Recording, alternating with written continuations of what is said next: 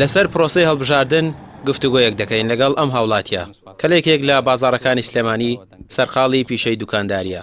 ئەو دەڵێت متمانەی تەواوی با پرۆسەی هەڵبژاردنە بۆیە بەشداری دەکات لە هەڵبژاردن و لەگەڵ ئەوەدانیە خەڵکی بایکۆتی پرۆسەکە بکات چونکە بە قازانجی دەسەڵاتدارانی دەزانێت و پێی وایە هەڵبژاردن تاکە ڕێگەی گۆڕانکاریە لەم نێوانەشدا کاندیدەکانی کۆمەڵ بە شایستە دەزانێت بۆ پەرلەمانی عێراق. تۆ بڕیارت داوە دەنگ بێ ئەم هەڵبژاردنە؟ ئیشەڵا پشت بەخوا. بۆچی بڕیارت داوە دەنگ بێ؟ وەڵی بەعزێ ئەندام پەرلەمانە بینی شایانی ئەوەیە کە دەنگیان پێ بێ بەعزێکیشەی وەڵی شایانی ئەوەی نییە دەنگیان پێ بێت لەبەر چی لەبەر گیرفانپڕکردنە بۆ خۆیانە وایە ئێتر بەعزێکیانە بینیت شایانی ئەوەیە کە دەنگیان پێ بێت و متمانیان پێ بکەیت بەعزێکیشانەیە وەڵی شایانی ئەوە نیە گوناح دەنگیان پێ بێت و بۆ کەسوکاری خۆیری بۆ پارە وەکو ئیشەکە بۆ خۆیان یەکەن بۆ خەڵکی ناکەن. باش ینی بەبێ مجاملە ئەو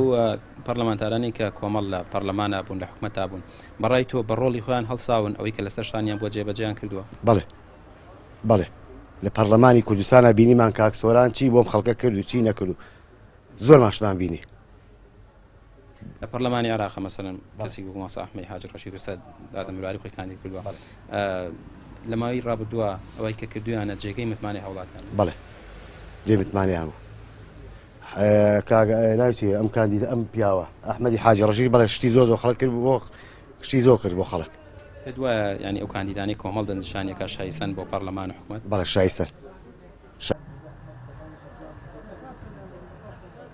مرواری محەممەد کاندیدی کۆمەڵی دادگەریە لە سنووری سلێمانی و بە ژمارە 33 بەشدارە هەڵمەتێکی دەست پێ کردووە لە بازاڕەکاندا سەردانی هاوڵاتیان دەکات و داوای متمانە پێبەخشینیان لێ دەکات ئەو دەڵێت تا ئێستا بەدەمەوە هاتنی هاوڵاتیان زۆر باشە بەڵێن دەدات لە پەرلەمانی عێراق کار لەسەر مافەکانی هاوڵاتیانی کوردستان بکات. من وەکو بەڵێن هیچ بەڵێنێکی تایبەتم نەداوە بڵێن بەڵێنێکی تایبەت بدەم بڵێم ئەم شتا بە تەحدیدیکەم بڵێم ئەم شتا ئەەکەم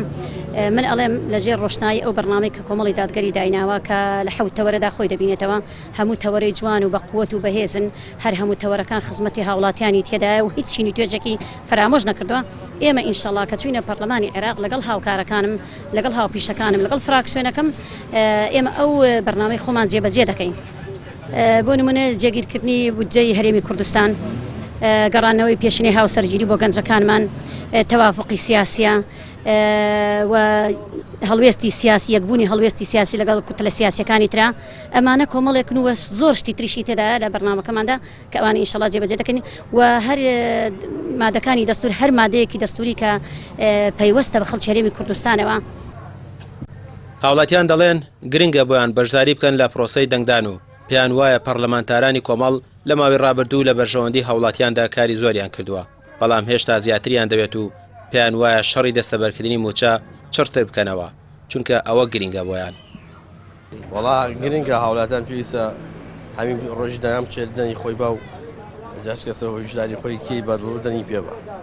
یعنی گرنگە ئێستا خەڵکێکی زۆر ناومێدە لە پرۆسەی هەڵبژاردن. بەڵێ پێت وایە بەشداری نەکردن لە قازانجی هاوڵاتیە نابێ بێمی بچێت شڵا پشت بەخوا و ڕۆژە بێ هەمی بچێت دەنی خۆی بات. وەڵی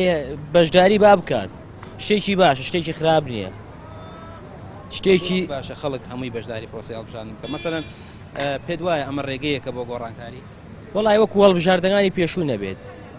لە پێشا وەعدەیەن و دوایەوە هەربیریان نامێنێ ئیشی خۆیان کردو بەس بەبێ پێویستە بەبێ پێویستیشی خۆیان نەکەن باشە. وەڵی مەعاشەکە بەس لە کاتی خۆیان بدرێەوە زۆر باشە ئیشی هەمی ئەکرێتەوە ئیشی هەمی پێویستە بەس بە مەعاشەوە. مرواری محەممەد دەڵێت لە میانی بانگەشەکانیدا و سەردانی بۆ نێو هاوڵاتیان پێشوازی گەرمی لێ دەکرێت ئەوەش ئەوە دەگەێنێت جێگەی متمانەی هاوڵاتیانە پاشخانی کادرانی کۆمەڵیش لە حکومەت و پەرلەماندا ئەوەی سەلماندووە کە هەموو هەوڵێکیان بۆ دەستەبەرکردنی مافەکانی خەڵکە بێ جیاوازی و دەبن بە پەرلەمانتار و وەزیری هەموو ڕەنگەکان. ڕامیا عوسمان کەناڵی پێیام سلێمانی.